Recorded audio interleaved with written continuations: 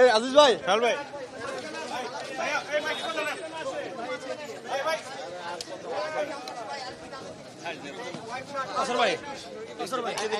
এই এদের সামনে দাঁড়াই দাঁড়াবে না, করবে যতটুকু হাত লম্বা করা যায়। আচ্ছা,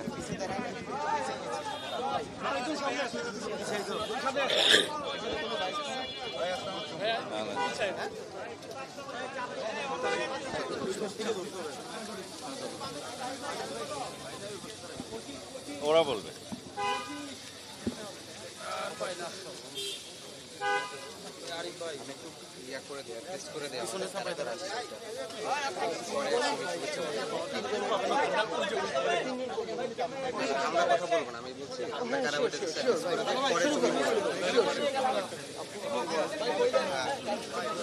তোমরা কি বলবা?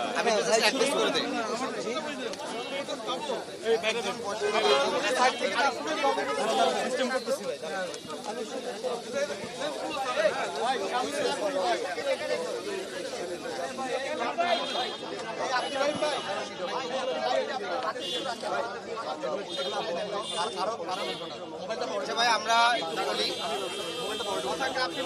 না, আমি প্রথমে একটু অ্যাড্রেস করে দিই। প্রিয় সাংবাদিকবৃন্দ, বাংলাদেশ জাতীয়তাবাদী দল বিএনপির 47তম প্রতিষ্ঠা বার্ষিকী উপলক্ষে জাতীয় নাগরিক পার্টি এনসিপির পক্ষ থেকে আমরা শুভেচ্ছা বিনিময় করেছি। আমাদের প্রতিনিধি দলের জাতীয় নাগরিক পার্টির মুখ্য সংগঠক জনাব সার্জিস আলমের নেতৃত্বে উপস্থিত ছিলাম সিনিয়র যুগ্ম আহ্বায়ক জনাব সামান্তা শারমিন এবং আমি আরিফুল ইসলাম আদিব। এছাড়া আমাদের কেন্দ্রীয় সংগঠক মোস্তাক আহমেদ শিশির এবং কেন্দ্রীয় সংগঠক জনাব তৌহিদ হোসেন। এছাড়া আমাদের ঢাকা মহানগরের আরও দুজন প্রতিনিধি উপস্থিত ছিলেন। বিএনপির পক্ষ থেকে তাদের স্থায়ী কমিটির সদস্য এবং মহাসচিব জনাব মির্জা ফখরুল ইসলাম আলমগীর এবং স্থায়ী কমিটির সদস্য জনাব সালাউদ্দিন আহমেদ, তারা উপস্থিত ছিলেন। আমরা বেশ 20 মিনিটের মতন আমরা খুব কথা বলেছি, নিজেদের মধ্যে মত বিনিময় করেছি। আমাদের পক্ষ থেকে কথা বলবেন জনাব সার্জিস আলম এবং জাতীয়তাবাদী দল বিএনপির পক্ষ থেকে কথা বলবেন তাদের স্থায়ী কমিটির সদস্য জনাব সালাউদ্দিন আহমেদ। আমি যেখানে একজন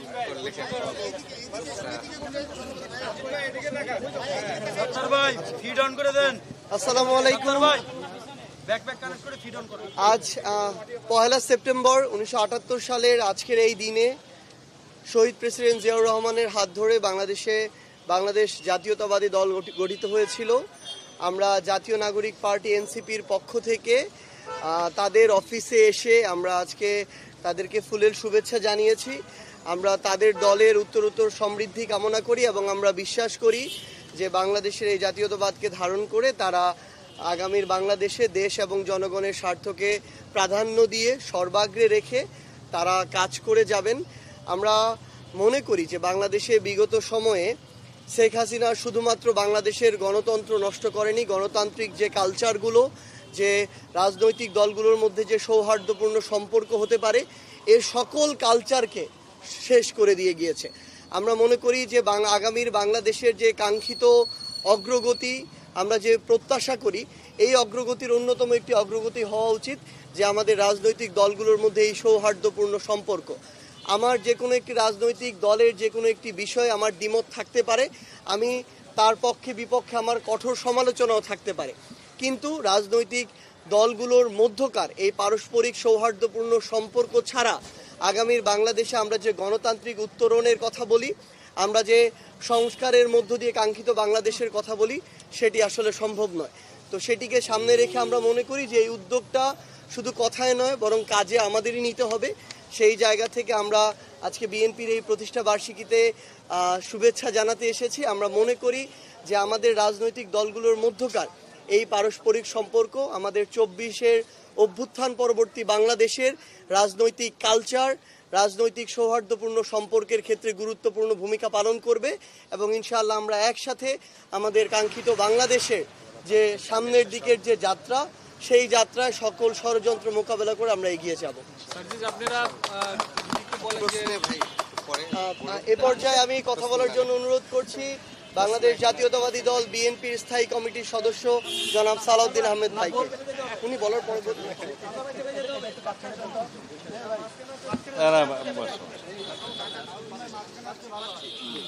তাহলে আরেকটু এখন ঠিক আছে। আজকে বাংলাদেশ জাতীয়তাবাদী দল বিএনপির ৪৭তম প্রতিষ্ঠা বার্ষিকী। সারা জাতির কাছে আমরা এই মেসেজটা দিতে চাই, যে উদ্দেশ্য নিয়ে বাংলাদেশ জাতীয়তাবাদী দলের সৃজন করেছিলেন আমাদের মহান স্বাধীনতার ঘোষক শহীদ রাষ্ট্রপতি জিয়াউর রহমান, এই দলের প্রতিষ্ঠাতা। সেই উদ্দেশ্য যেন সফল হয়। উদ্দেশ্য ছিল একদলীয় বাকশাল পদ্ধতির বিলুপ্তির মাধ্যমে বহুদলীয় গণতন্ত্রের প্রবর্তন করা। সেটার চর্চার জন্য বাংলাদেশি জাতীয়তাবাদের যে ধারণা, ঐতিহাসিক ধারণা তিনি নিয়ে এসেছিলেন, সেই ধারণা সকল বাংলাদেশে এই ভূখণ্ডের মধ্যে বসবাসরত সকল জনগোষ্ঠীর, সকল ভাষাভাষীর, সকল জাতিগোষ্ঠীর, সকল ধর্মাবর্ণের মানুষকে একত্রিত করেছিল এবং জাতিকে একটা ঐক্যবদ্ধ জাতিতে পরিণত করেছিলেন, যার মধ্য দিয়ে পঞ্চম সংশোধনী, সেই জাতীয় সংশোধনী ১৯৭৯ সালে গৃহীত হয় এবং সেখানে বহুদলীয় গণতন্ত্রের প্রবর্তনটা হয়। বাংলাদেশি জাতীয়তাবাদকে আমরা ধারণ করি এবং বিচার বিভাগের স্বাধীনতাটা নিশ্চিত করা হয়, গণমাধ্যমের স্বাধীনতা নিশ্চিত করা হয়। তার পরবর্তীতে বাংলাদেশের এই যাত্রা, গণতান্ত্রিক যাত্রা প্রায় সময় হোঁচট খেয়েছে।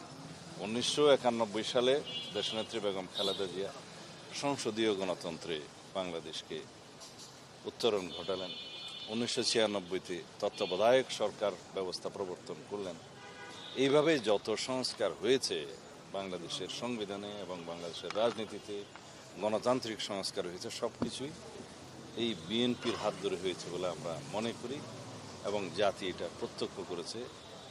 সুতরাং আজকের যে গণতান্ত্রিক যাত্রা, জুলাই গণ অভ্যুত্থান পরবর্তী যে যাত্রা, এই যাত্রার শহীদের প্রত্যাশা অনেক।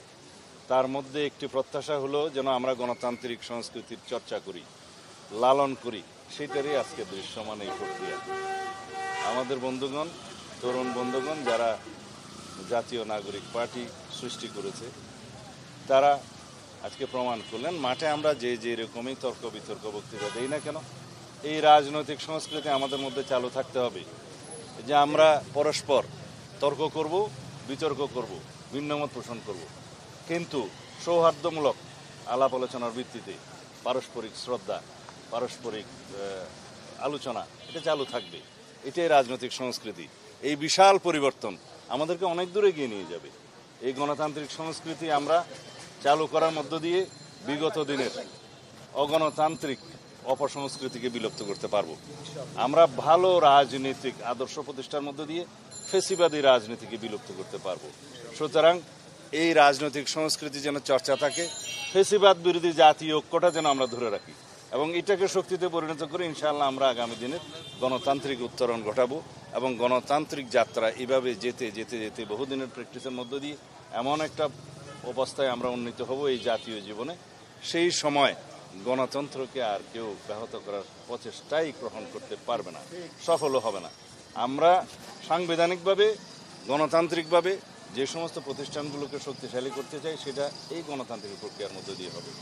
আমরা কেয়ারটেকার সরকারের পুনঃপ্রবর্তন, স্বাধীন ইলেকশন কমিশন, স্বাধীন বিচার বিভাগ এবং স্বাধীন গণমাধ্যম প্রতিষ্ঠার মধ্য দিয়ে সেটা রক্ষা করতে পারবো। এইগুলাই রক্ষা কবচ হবে গণতন্ত্রের। আমাদের গণতান্ত্রিক সংস্কৃতির জয় হোক। আমরা যেন এই গণতান্ত্রিক সংস্কৃতিকে চালু রাখতে পারি, চর্চা করতে পারি। সকল রাজনৈতিক দলের প্রতি, দেশবাসীর প্রতি আমাদের সেই উদাত্ত আহ্বান থাকবে আমাদের আজকের এই প্রতিষ্ঠা বার্ষিকীতে। ধন্যবাদ। প্রশ্নটা তাহলে একবারে হবে, সামান্থা আপু একটু 1 মিনিট জাস্ট কথা বলবে, এরপরে সবার যদি প্রশ্ন থাকে কথা বলার জন্য অনুরোধ করছি জাতীয় নাগরিক পার্টি এনসিপির সিনিয়র যুগ্ম আহ্বায়ক জনাব সামান্থা শারমিন। গণমাধ্যম কর্মীরা যারা আজকে উপস্থিত হয়েছেন সকলকে আসসালামু আলাইকুম। আজকে গণতন্ত্রের যেই আমাদের যে যাত্রা গণঅভ্যুত্থানের পরে সেটার একটা মাইলফলক আজকে, কারণ গণতন্ত্রের একটি নাম হচ্ছে বিএনপি এবং তাদেরকে আমরা স্বাগত জানাতে এসেছি এই তাদের প্রতিষ্ঠা বার্ষিকীতে। এবং আমরা যখন আলাপ করছিলাম তখন আমাদের আলাপের মধ্যে উঠে এসেছে গত 17 বছরে বিরোধী দলীয় নেতাকর্মীদের উপরে যে হামলা নির্যাতন নেমে এসেছিল শেখ হাসিনার আমলে, এবং তার পরবর্তীতে আমরা যখন দেখেছি যে এই মামলাগুলো উইথড্র করা এবং এই মামলাগুলো নিয়ে এখনো তাদেরকে জেল জরিমানা পোহাতে হচ্ছে এবং তারা পারিবারিকভাবে হয়রানির শিকার হচ্ছেন। এবং এই জিনিসগুলো, এই বিষয়গুলো নিয়ে আমাদের সকল রাজনৈতিক দলেরই একটি কনসার্ন রয়েছে এবং এই সকল রাজনৈতিক দলের পক্ষ থেকে এবং এই এনসিপির পক্ষ থেকেও আমরা মনে করি যে বিরোধী দলীয় যত নেতাকর্মী যারা হয়রানি, অবিচার, মামলা, গুম খুনের শিকার হয়েছেন, যারা ষড়যন্ত্রের শিকার হয়েছেন, তাদের জায়গা থেকে আমরা প্রত্যেকটি রাজনৈতিক দলের দায়িত্ব তাদেরকে সাহায্য সহযোগিতা করা এবং এই মামলাগুলোর জায়গা থেকে তাদেরকে মুক্ত করা। এবং সেই সাথে আমরা মনে করি যে বিএনপি তাদের গণতান্ত্রিক চর্চায় এখানেই তাদের শেষ নয় এবং তারা আরও সামনে এগিয়ে যাবে। এবং সেই সাথে যারা ত্যাগী নেতা আছেন, বিভিন্ন মহলে যারা ত্যাগী নেতা আছেন, যারা মহানগরে আছেন, বিভিন্ন জেলায় আছেন, যারা এই 15 বছর যে জুলুম সহ্য করেছেন তাদেরকে উঠিয়ে আনার ব্যাপারে, তরুণ নেতৃত্ব উঠিয়ে আনার ব্যাপারে বিএনপি তাদের অঙ্গীকার ব্যক্ত করেছে। এবং আমরা মনে করি সেটার মধ্য দিয়ে গণতান্ত্রিক উত্তরণে আমরা বড় একটি সিঁড়ি অতিক্রম করলাম। এবং সেই সাথে এনসিপিও তাদের জায়গা থেকে, তাদের রাজনৈতিক প্রতিজ্ঞার জায়গা থেকে আমরা প্রতিজ্ঞা করেছি যে তরুণদের রাজনীতির জায়গা থেকে এবং এই যারা দলের জন্য নিষ্ঠা এবং সততার জায়গা প্রমাণ করবে তাদেরকেই যাতে রাজনৈতিক দলগুলোতে প্রায়োরিটি দেওয়া হয়, সেই জায়গা থেকে আমরা সচেষ্ট থাকব। এবং সেই সাথে রাজনৈতিক দলের যে সৌহার্দ্যপূর্ণ সমাবেশ, সৌহার্দ্যপূর্ণ যে আচরণ, সেগুলো আমরা যাতে নিশ্চিত করতে পারি এবং বাংলাদেশের রাজনৈতিক সংস্কৃতিতে আগের মতো অস্ত্র এবং টাকার চেয়ে গুরুত্বপূর্ণ হয়ে উঠবে আমাদের দলগুলোর ম্যানিফেস্টো এবং ব্যক্তিগত যে আন্তরিকতা, মানুষের প্রতি কমিটমেন্ট। এই আশাবাদ আমাদের মধ্যে ব্যক্ত হয়েছে এবং এছাড়াও বাংলাদেশের ভবিষ্যৎ রাজনীতিতে ঐক্যমত্য কমিশনের যে গুরুত্ব, এটা আমরা দুইটি দলই অনুধাবন করেছি এবং এই বিষয়কও আলাপ হয়েছে।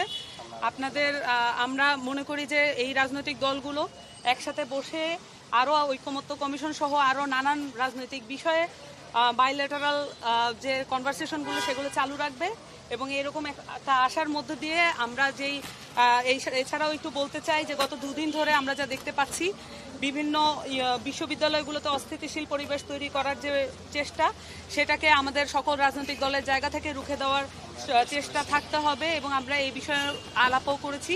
এবং সেই সাথে এও বলতে হবে যে আদালতকে ব্যবহার করে কখনোই যেন সর্বোচ্চ আদালতকে ব্যবহার করে বাংলাদেশের রাজনীতিতে প্রভাব খাটানোর যে ষড়যন্ত্র, এটা কখনোই কোনো রাজনৈতিক দল মেনে নেবে না, এখনও মেনে নিচ্ছে না, সামনেও যেন এই পরিস্থিতি তৈরি না হয়। এবং সেই সাথে বাকৃবি, চট্টগ্রাম বিশ্ববিদ্যালয় সহ ডাকসুকে বন্ধ করার যে পায়তারা আমরা দেখলাম, এই বিশ্ববিদ্যালয়গুলোকে অস্থিতিশীল করার যে কোনো সংক্রান্ত রাজনৈতিক দলগুলোর জায়গা থেকে আমরা কন্ডেম করছি এবং এই বিষয়ক আমাদের আলাপ হয়েছে। এবং সামনের দিনে গণতান্ত্রিক উত্তরণের জন্য আমরা একে অন্যের সাথে সৌহার্দ্যপূর্ণ আচরণ বজায় রাখবো, এই আশাবাদ ব্যক্ত করছি। Thank you.